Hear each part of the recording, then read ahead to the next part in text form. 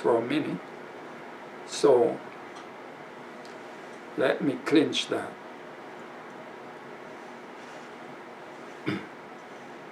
Let me clinch that for you right quick. So, as I said, turn to Revelation chapter 13. I'm going to throw a chart momentarily. I'm going to throw this chart on the screen. And let's review this chart for a moment. I'm throwing a chart on the screen. This one. I want us to review.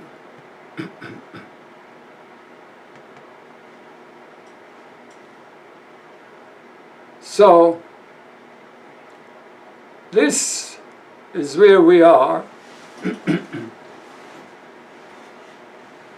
Those of you, I can find a chart that I'm looking at just for reference. Let's see. I can find a chart for referencing.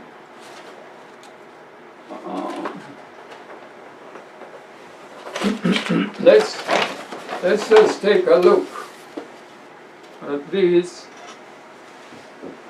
The world is in prophetic symbols. The world is in prophetic symbol. Where's my pointer? Can't find my pointer. Well, those on the screen, let me get a red dot for you. So you see where I'm pointing. Don't worry about it. Later on you can just look at this one. Alright, so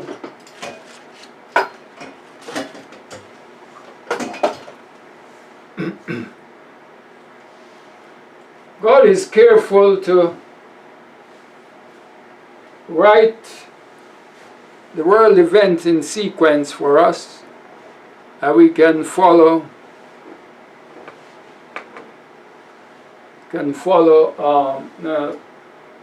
it can in a simple, easy manner. He shows us the flood, Babylon, as a lion, a bear. You're familiar with that in Daniel 7.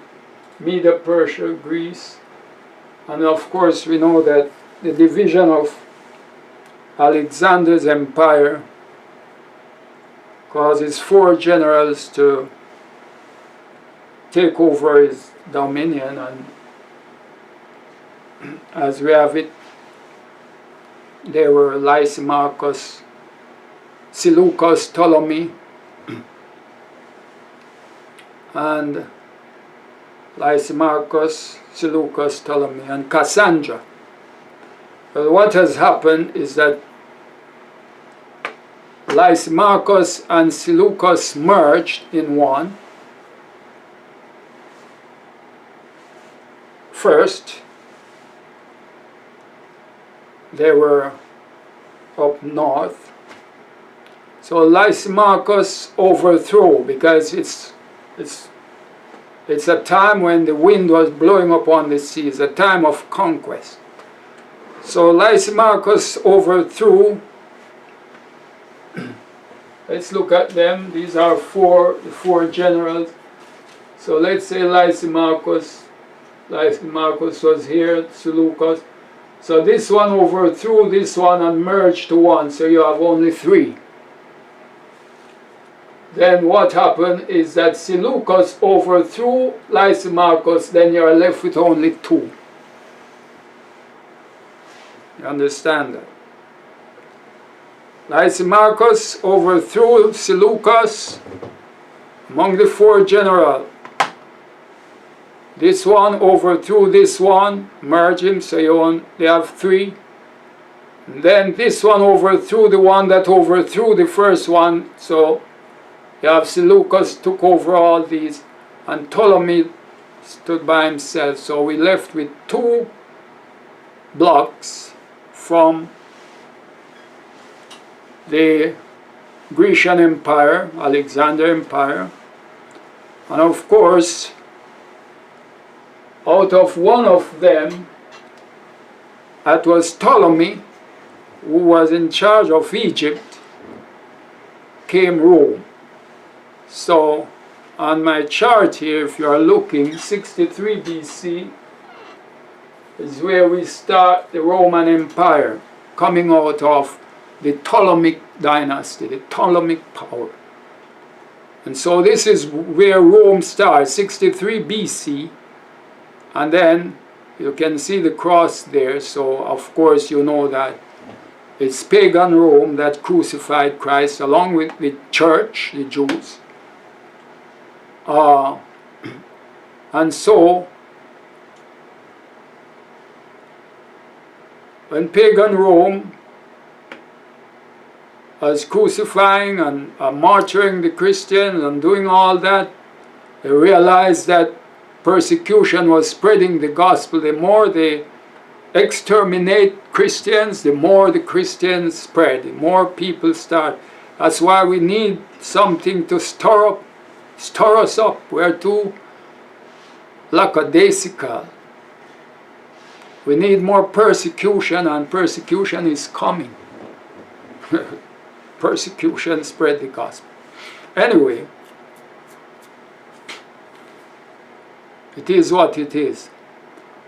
What happened is that they realized that the more they try to prevent the people from preaching in the name of Jesus, the more converts was coming. Peter, on the day of Pentecost, you remember, 3,000 joined the church, not just as a flood. Remember, there's a difference with what the devil is doing. The dragon is flooding the church with water, which means people.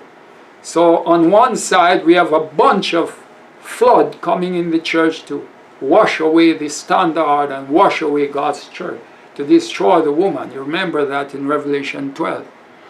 So bear that in mind. So while Christ is endeavoring to get souls into his church, people who are converted and who love their Lord and who love others, Satan at the same time is competing with Christ and flooding the church.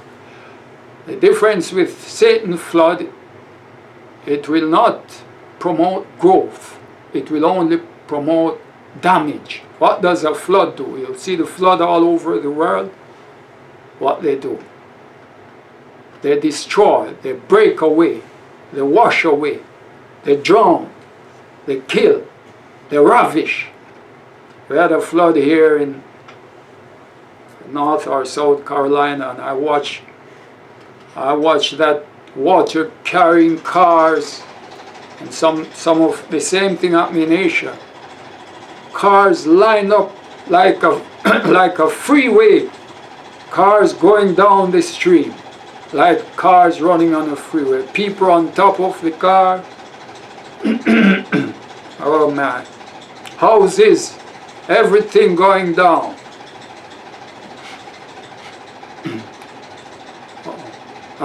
So that's what a flood does, and the devil is flooding the church.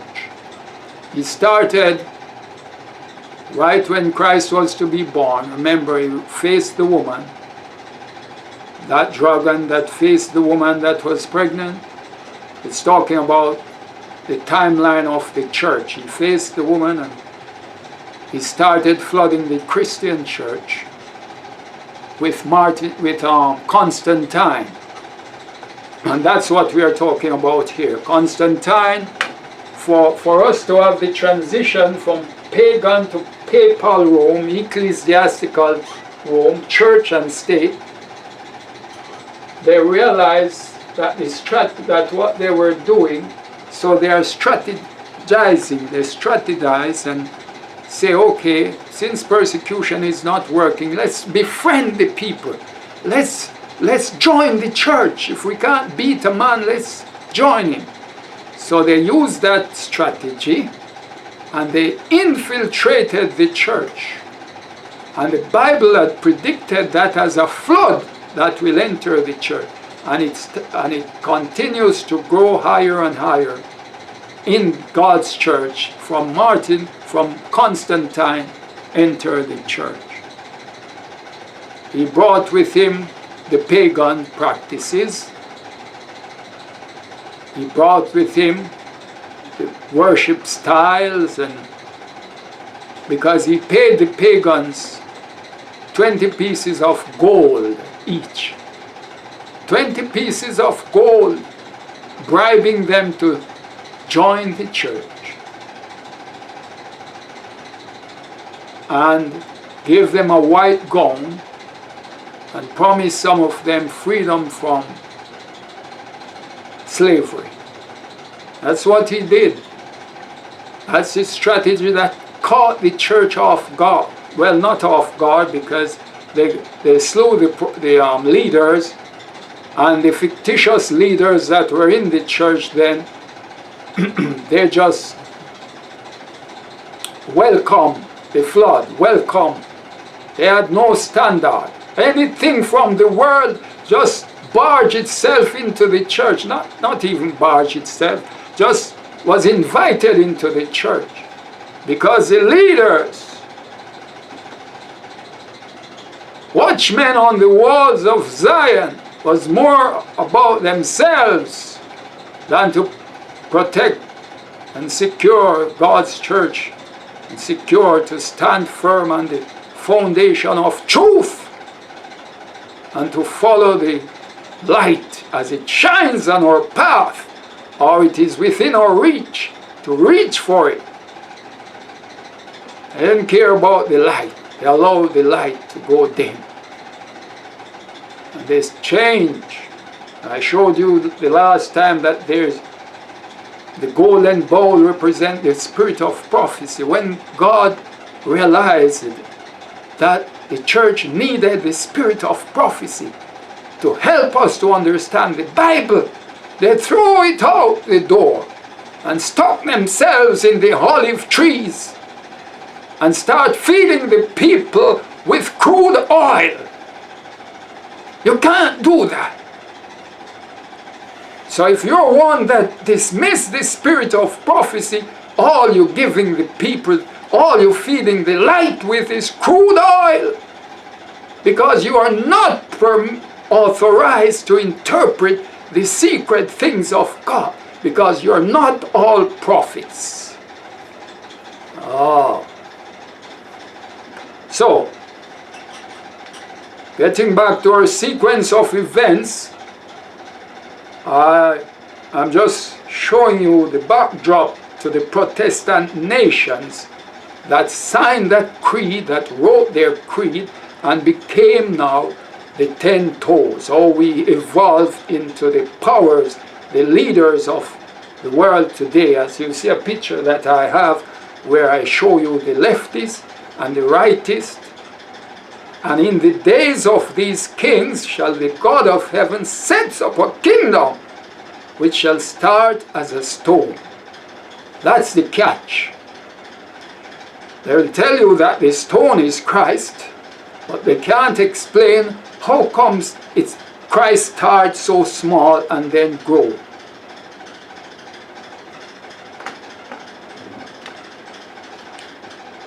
When Christ comes, the number would have been made up. There is no more growth. Don't let them fool you with that. When Christ comes the second time, the numbers would have already been made up. The growth has to do with evangelism. The growth has to do with reaching the 1040 window. The 97% of the world that has not yet been reached by the gospel of Christ. The method of God is that He has to fix His church and send her out in the world with what is called a loud cry. The devil isn't even right now tell you that they are doing the loud cry. God will not have hypocrites involved in His church when the loud cry is going on. So don't let them tell you that, pull you in a corner and split up the church and tell you that they are doing loud cry. Doing loud cry, they are shouting loud, but they are not doing the loud cry of the three angels' message. They may shout on a pulpit and they shout on TV or shout here and shout there. They are not doing the loud cry. That the definition of the loud cry is God. God will have to cleanse his church. He'll have to fix up Laodiceanism. He'll have to give them an eye salve. He has to give them the change of garment. He has to bring them to a point where by faith they will have the righteousness of Christ. A clean vessel. A clean vessel. No more soiled, dirty vessel God will use. He has reached the end. And he has no time for that. So, as we look at this sequence, this is where Daniel stops. Then we transition into Revelation 13. So let us refresh ourselves on that, because everybody is telling you that this is the Pope. It's not the Pope. It's not the papacy. And I want you to grasp that for yourselves. Let's go to Revelation 13. We're going to read about that first beast. It's called the sea beast. And I'm going to show you that this is how these 10 horns link with the 10 toes, showing us that it is the present world. Now what we will discover is that the 10 horns are crowned, individually crowned. It is showing us the position of the world today, that we are living in a world with individual and separate governments. They mingle together. That's why you have the UN, and they have meetings where they come to New York and they have all these meetings and they talk about what is happening in their country and what they should do and try to find solutions. That's mingling together. But they can't cleave and become one like previous government. One empire, one. They will have this condition here, but they will have one leader, but they will be independent just the same. The leader that they have right now is the United States, who is the world power, but they still have the condition of a divided world, right? I hope you got that.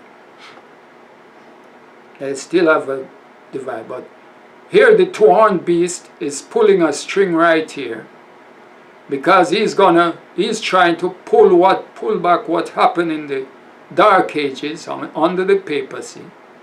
He's gonna pull that up into this, because even though we are seeing the two-horned beast separate, it is a part and parcel of here, but we have to show it separate, because if you see it's pulling on a string here, it's making an image to the Dark Ages system. So the Dark Ages phenomena will repeat itself in a more powerful way, that is.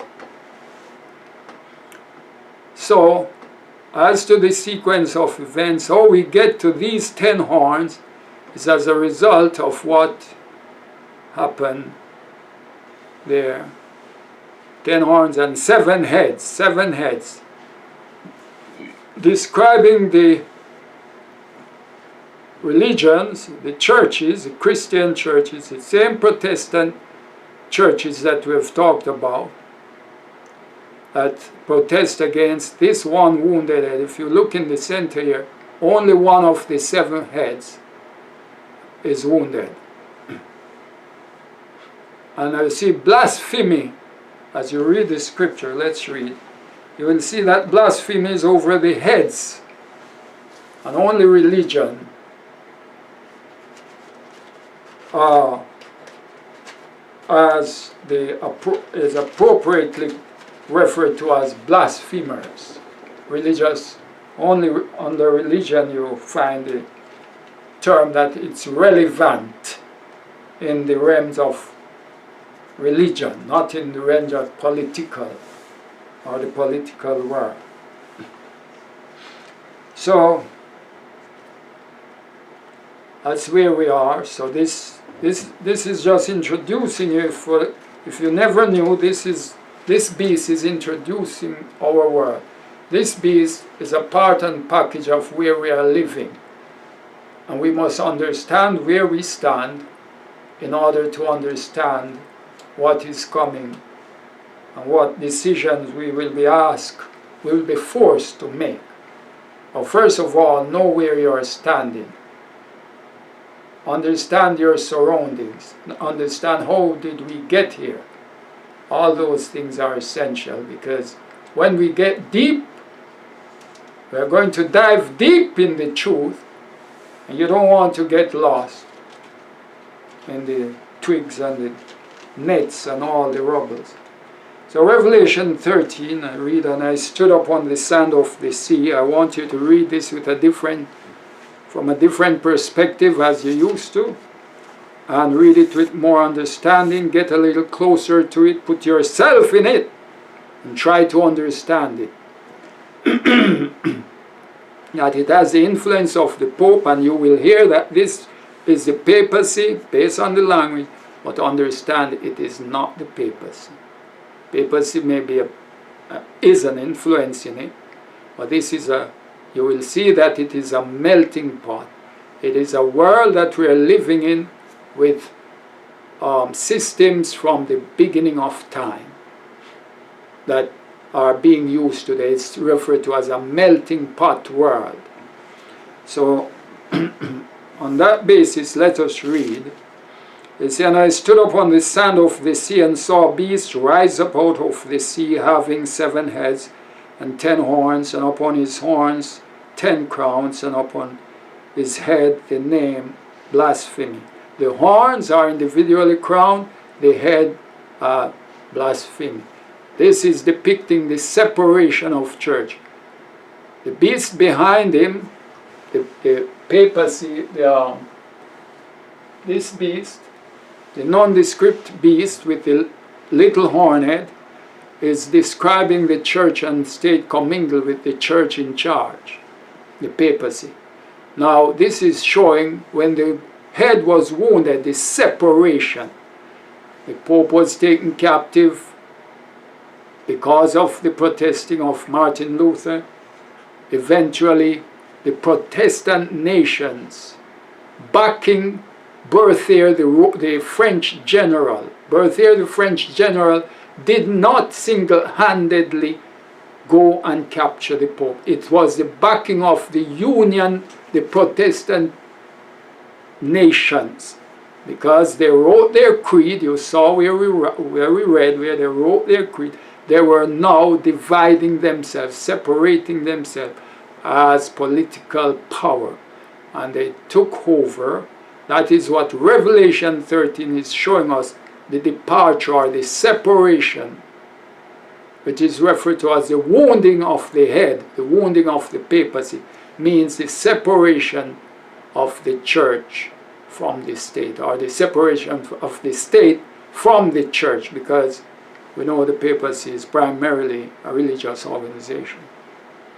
So the wound is described as the separation of the state from the church. So they were now independent of that. Now they can legislate, they can mitigate, or they can charge those who are in the church for what they have done, and that's what is the wound is here, and that's why the Protestant nations backed decision that was carried out by Berthier, the French general, and the Pope Pius VI was taken captive, and he was imprisoned, and he died, and that happened in 1798, brought an end to the dark ages of religion, and then ushering a new world, the present day world. Now we are telling you that this world, the Western leadership will eventually go down for the last world power, and that is when America will make an image of the beast, and that will be the last world power.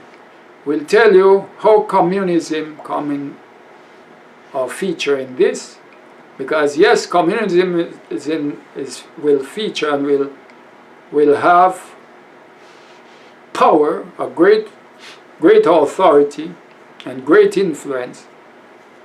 I will tell you about that. What time?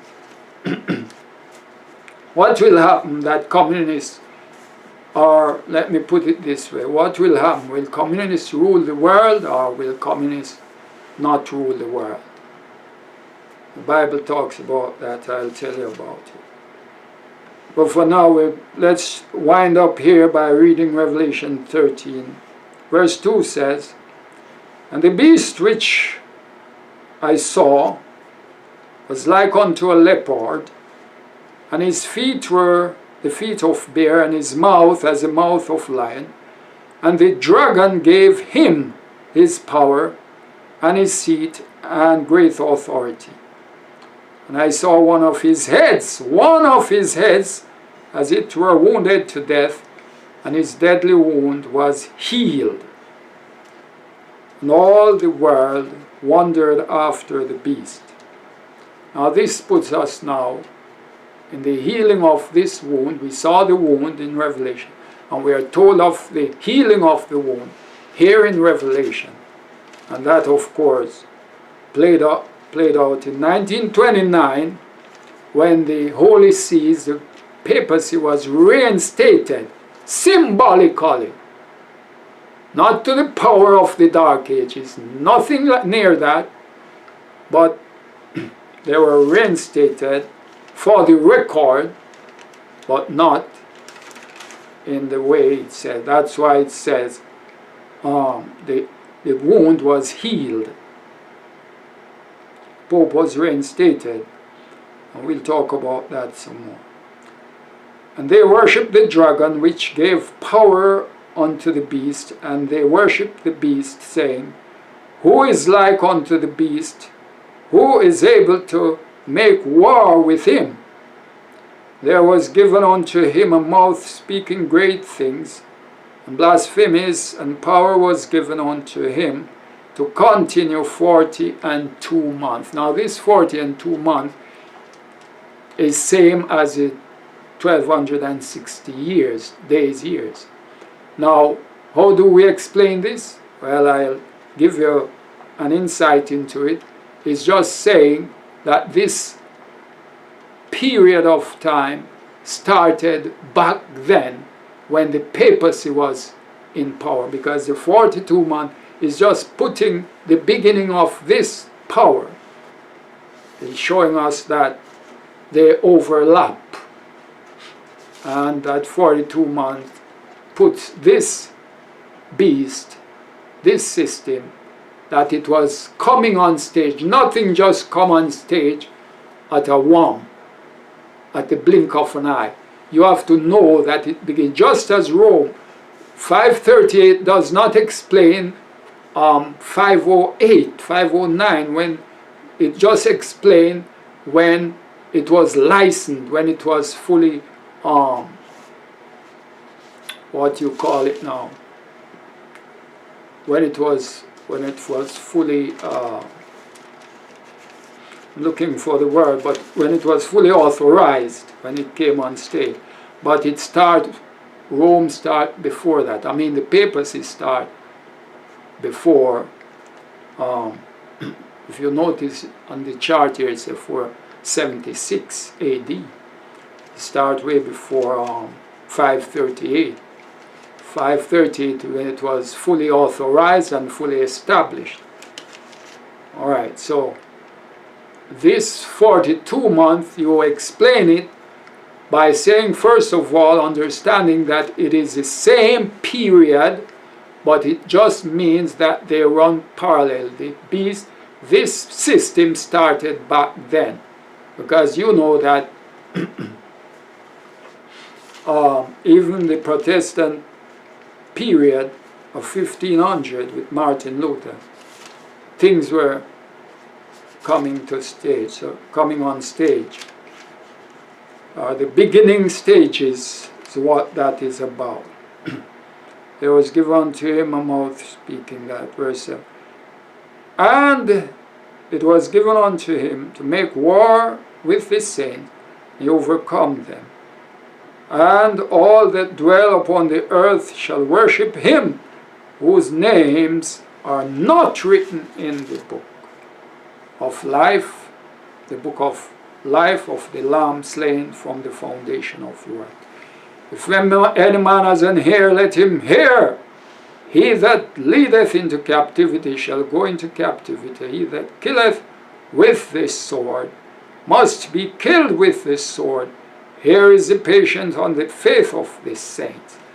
And of course that brings us to the end of this piece. That's the Protestant world, involving the papacy and all the, and if you can call it the papacy, and let me close with this. If you can call it the papacy, you can call it Babylon, you can call it Medo-Persia, you can call it Greece also, and you can call it pagan Rome. Why? Because the beast here, Revelation, as is referred to as the sea beast. Why? Because there's a earth, the lamb came from the earth, while this beast came out of the sea. Meaning it came up as a result of conquest among nations. One overthrew the other. Well, if, as I said, if you can call it, because read again about the beast and you will see it has the mouth of a lion, it has the feet of a bear, the body of a leopard, it has the 10 horns. That's Babylon, Medo-Persia, Greece, and Rome. Why single it out and call it the papacy and not Rome, and not Babylon, or Medo-Persia, or Greece? It doesn't make sense, right? So this beast is the melting pot of this present world. It has the parts of this previous system, but it is separate and distinct. And we should understand that this is the world we are living in today, and the decisions that will be made on the political side by the leadership of this world, this present world, and that is referred to as the Western-led alliance. Modern Assyria, capital Nineveh, America and the world and the English-speaking Christianized Protestant nations are in charge at this time, because God says so. How about that? Thank you for joining us this morning. Happy Sabbath. We see that our time is drifting, so we're going to wish you nice and warm fellowship, reverent worshiping, and love of God always. Be blessed, take care of yourself. Join us again, share and tell somebody.